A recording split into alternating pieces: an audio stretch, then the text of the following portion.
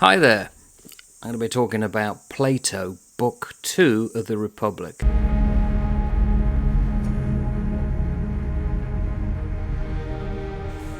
Scorching hot here at the moment.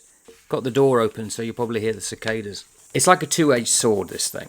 If you study philosophy, if you like ideas such as this, if you like the idea of justice and injustice, this will appeal. But even if you do like it, and you've studied it before, it can be quite frustrating. Some of the arguments are quite weak. Some of them are a bit wishy-washy. Often the language seems to be all convoluted and you have to read it multiple times to try and make sense. It can be a bit frustrating at first. And there's too many, as I said before, sudden shifts and jumps without an intermediary in between. But it's very interesting, specifically because of what it tells us that people have never changed. And we are finding it to this day. People will not be just if they can get away with it. For myself, in the modern context, what fascinates me, personally, is how Plato states that people despise people who are just because it doesn't give them influence and wealth. Well, what does that tell you? So, Pressy, we had Thrasymachus, might is right, and of course then Socrates counters that and effectively says no, it's not. The inquiry into justice has really just started. Glaucon comes along and effectively states that Socrates has not made a convincing argument. And he sets out another argument, but he openly states, this is not my own, he's playing the devil's advocate. Doesn't necessarily agree with it, but because it's a common argument and one better than Thrasymachus is going to give it. So we could say this is Glaucon's argument. He says here on page 44, I will praise the unjust life to the utmost of my power. Glaucon is obviously a real person, but he's used as a device by Plato to get this argument going forward, and it's slightly confusing. And I don't know whether it's because of the translation or the ideas aren't following a more clearer trajectory. You've got to really work at this bit. Glaucon says the following, all men who practice justice do so against their will. The herd, if that would be the correct word, no justice is in things that they don't want to go and do. That the life of the unjust is after all better than the life of the just. And that is a fascinating thing, is it not? That according to the ancients and even today, the just man or woman, not really profitable to them, they're not making any money out of it, and they're not happy. But the unjust, the ones who go after all the money and the wealth, and they do it illicitly, they're happy. But when men have both done and suffered injustice, and have had experience of both, there arise laws and mutual covenants between the best of all, which is to do injustice and not be punished, and the worst of all, which is to suffer injustice without the power of retaliation. And justice, being at a middle point between the two, is tolerated not as a good, but as the lesser evil. Throughout history, as we've come together as groups and communities, people have gone out their way to commit injustices. And of course, we need to define what is injustice. But let's imagine it's crime. And they're happy until it's done against them.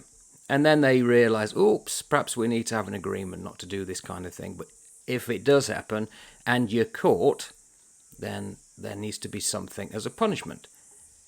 But that punishment in itself may be an injustice.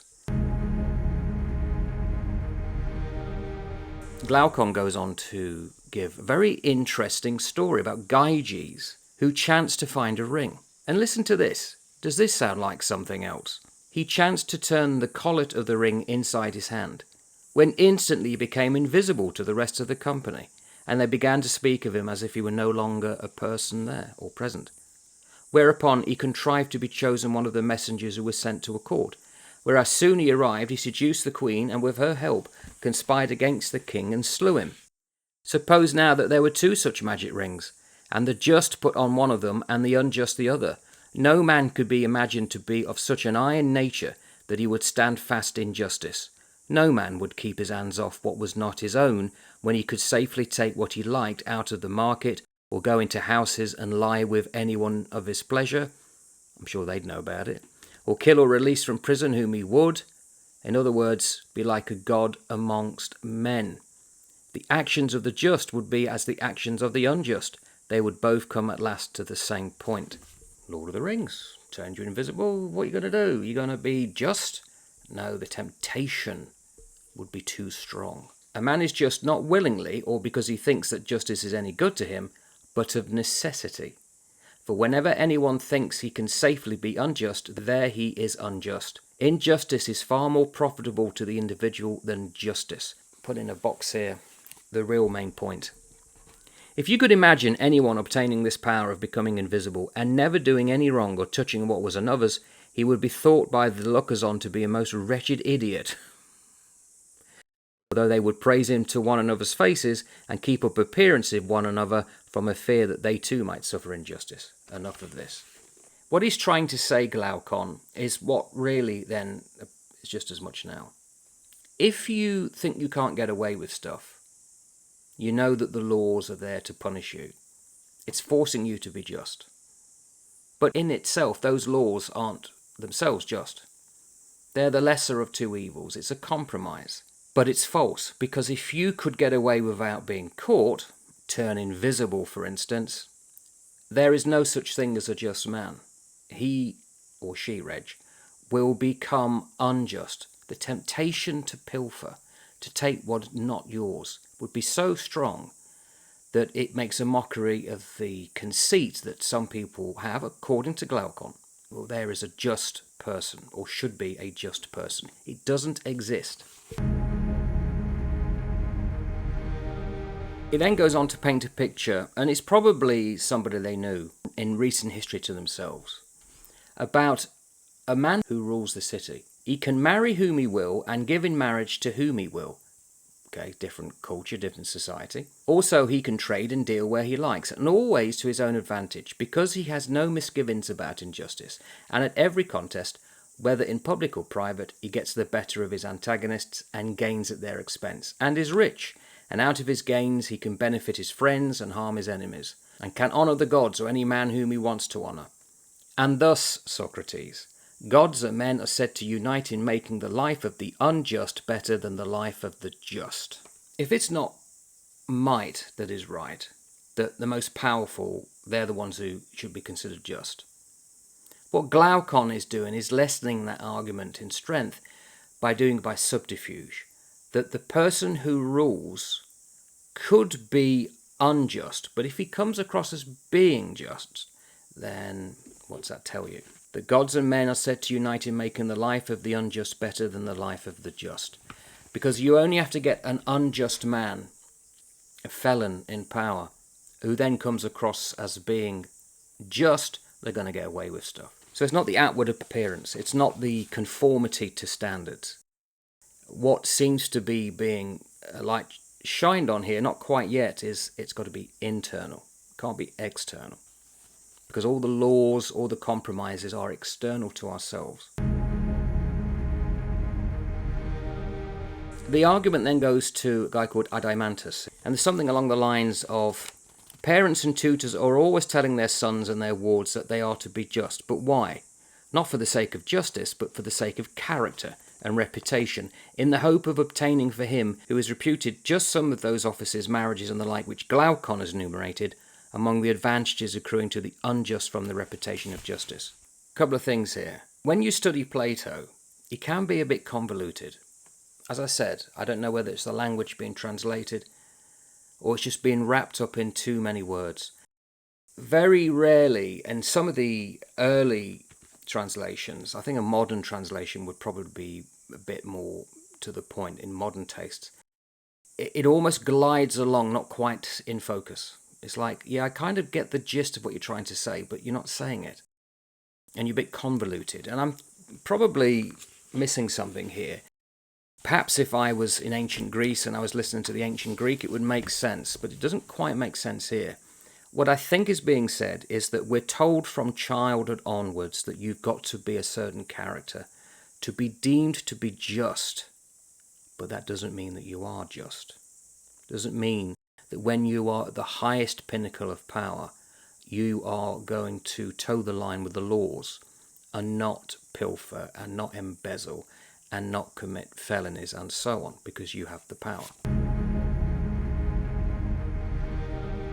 He says to Socrates, I'm going to ask you to consider another way of speaking about justice and injustice. The universal voice of mankind is always declaring that justice and virtue are honourable, and that's what this whole book's about, but grievous and toilsome, hard work, and that the pleasures of vice and injustice are easy of attainment and are only censured by law and opinion. They also say that honesty is for the most part less profitable than dishonesty, and they are quite ready to call wicked men happy, and to honour them both in public and private when they are rich or in any other way influential, while they despise and overlook those who may be weak and poor, even though acknowledging them to be better than the others. So, when you read an old book, novel, philosophy, I think it's useful to ask yourself, is what being said pertinent today? Is it relevant today? Do we have people that we promote into power, and do we believe that to be honest is less profitable than being dishonest? Do we believe that we honour those in public and private who are rich and influential, even if they are unjust? And those that are just but are not rich and not influential, we despise. Is that true today, do you think? Do we come across that in the news, that people seem to, the highest point of power, seem to be unjust? I'll let you decide on that one. And there's also a little truism here about the clique or the cliques that are formed by people who want to commit injustice but not be seen to be doing so. With a view to concealment, we will establish secret brotherhoods and political clubs. And there are professors of rhetoric who teach the art of persuading courts and assemblies. And so partly by persuasion and partly by force, I shall make unlawful gains and not be punished. Knowing all this, Socrates, how can a man who has any superiority of mind or person or rank or wealth be willing to honour justice, or indeed to refrain from laughing when he hears justice praised? This whole argument is about, and it will be men at this point, possibly throughout most of history, men in power, which is not to say it would not happen to women, who have ultimate wealth, ultimate influence. They're not bothered about justice. They'll get what they want, whether it's unjust on others, because they have the power and they have the wealth. And as a society, we tend to disdain those who would have it otherwise. And Adeimantus says, no one has ever adequately described or shown that of all the things of a man's soul, justice is the greatest good and injustice the greatest evil. And of course, Socrates hasn't spoken yet. No one has ever proven that it is better to be just than unjust, and for whatever reason. Because it seems that most of the unjust people in society are the ones who get great wealth and influence. Adeimantus says, I want to hear from you the opposite side. Show the superiority which justice has over injustice. What effects they have on the possessor of them. I expect something better, and therefore I say, prove to us that justice is better than injustice. And therefore the Glaucon Adeimantus position is, I think, something that we could appreciate. Yeah, why should somebody be just if it doesn't profit them? What is it that we should be doing that manifestly is the right thing? Because it doesn't seem to be or being done in society by most people of wealth and influence. And finally, Socrates speaks. He replies quite interestingly. He says, we're really after the state to be just, but the state is comprised of individuals. So we'll start off on the big picture and we'll go down to the individual. And then he goes on to the many wants and the many needs that people have, and therefore he starts setting or widening out the size of the community. We're not talking about just families together. They'll want certain things that have to be provided by others, so those others have to become part of society. and like ripples going out in a pond, they have to get bigger and bigger and bigger. And he goes through a process, quite laborious, it has to be said, about what then makes the ideal state. Socrates talking. More than 4 citizens will be required, obviously, because he talks about the husbandman, the farmer needing certain things that he cannot work or provide, and so on. I don't know if Plato comes Socrates is being ironic here, because he says, the ideal state, they will feed on barley meal and flour of wheat, baking noble cakes and loaves, drinking of the wine which they have made, wearing garlands on their heads, hymning the praises of the gods, and so on. Very idyllic. But the reason he sets up this really false idyllic state is because in such a state we will be more than likely to see how justice and injustice originate. He also talks about that in this ideal state you'll only ever have one job. I don't think that happens today. And then he talks about the need of an army and that they should be selected, best fitted for the task of guarding the city. For instance here, quick to see and swift to overtake the enemy when they see him, and strong too if they have caught him. So in other words, he talks about the martial spirit, the esprit de corps, which is not just in the forces, the army, but will also have to be in the city. He's almost at this earlier point talking about what he will write about later as an old man in the Laws, which is a lot more strident and stringent. He talks about in the ideal state, of course he's going to set up the just state, all the people must be full of spirit, dangerous to their enemies and gentle to their friends. He then goes on to talk about a dog and the qualities a dog has that people in this ideal city, proposed city, state should have. Be like a dog philosopher. A dog, whenever he sees a stranger, is angry. When an acquaintance, he welcomes him. The dog is very charming. Your dog is a true philosopher. Woof! Because he distinguishes the face of a friend and of an enemy only by the criterion of knowing and not knowing. And this is typical Socrates, which, when I studied him at university, I know for a fact annoyed so many people who had to plough through these books. Is not the love of learning the love of wisdom, which is philosophy, philosophia? And is not a man gentle to his friends and acquaintances, by nature be a lover of wisdom and knowledge? Then he who is to be really good and noble guardian of the state will require to unite in himself philosophy and spirit and swiftness and strength. Yes, but how are they to be reared and educated? What shall be their education? So this argument goes back and forth, where Socrates is making statements and people are answering yes, no, or whatever. So he talks about music, and does that include literature? Oh, yes. And literature may be either true or false? Yes. The first thing in our ideal state is to establish a censorship of the writers of fiction.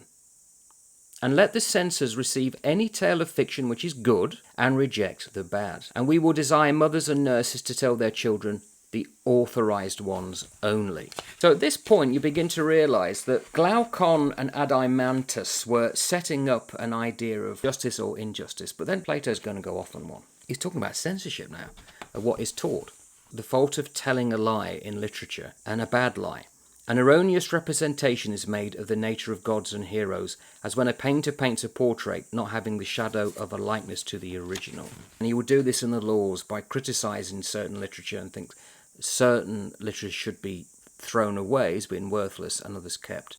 And this is the dark side of Plato now. Socrates may have really thought this way. I don't know. He says, all the battles of the gods we find in Homer, these tales must not be admitted into our state, whether they are supposed to have an allegorical meaning or not. For a young person cannot judge what is allegorical and what is literal. Anything that he receives into his mind at that age is likely to become indelible and unalterable, and therefore it is most important that the tales which the young first hear should be models of virtuous thought. So he's going to be, well, he'll be burning books, would Plato. God is only to be represented as he truly is, whatever be the sort of poetry, epic, lyric or tragic in which the representation is given. And there's this long toing and froing between Socrates and Adeimantus about the nature of God. The argument gets quite cloudy, I think, here. He says, let us have no more lies of that sort, the way in which God is represented in Homer and so on. Neither must we have mothers under the influence of the poets scaring their children with a bad version of these myths, telling how certain gods, as they say, go about by night in the likeness of so many strangers and in diverse forms. But let them take heed lest they make cowards of their children, and at the same time speak blasphemy against the gods. Neither shall we allow teachers to make use of them in the instruction of the young. And then that's the end of book 2. What's being talked about here is the social contract. And Glaucon and Adeimantus talk about the fact that people find injustice profitable. It's much more easier for them to go out and commit crimes or injustice, especially if they can't get caught. I guess what's being kind of intimated here, and in the past, just like today, money is like a god. And if wealth is your god, you are going to see people with money and influence as being the people you want in charge. What's starting to come through in the book, as Socrates begins to talk, the second part of this book too, is that really justice is a currency. If not rewards in this life, but then certainly in the afterlife. Plato has to work towards proving that justice is better than injustice. And you have to applaud Plato for this. That he could very easily have just written, this is what justice is. But no, he's getting what people would ask. Hang on, prove it then. And that's the whole point of the Republic. And Socrates said, okay, we're going to basically look, first of all, what is the ideal state? And then if we can say what is justice in the ideal state, because the ideal state is made up of people, then we can drill down and think, what is the just person? I'm going to carry on reading, and eventually I'll come back with book 3. So until then, ta-ta for now.